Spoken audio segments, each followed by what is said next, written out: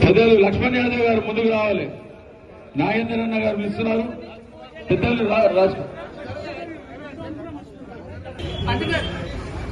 ఖైరతాబాద్ గణేష్ ఉత్సవ కమిటీ ఆధ్వర్యంలో స్వర్గీయ శంకరయ్య గారు మొదలుపెట్టినటువంటి ఈ కార్యక్రమం సుమారు 20 నుండి 30 లక్షల మంది జనాలు రావడం, రోజు వచ్చినటువంటి భక్తులకు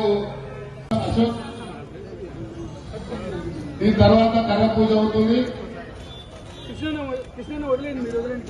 పట్టుకోండి లోకల్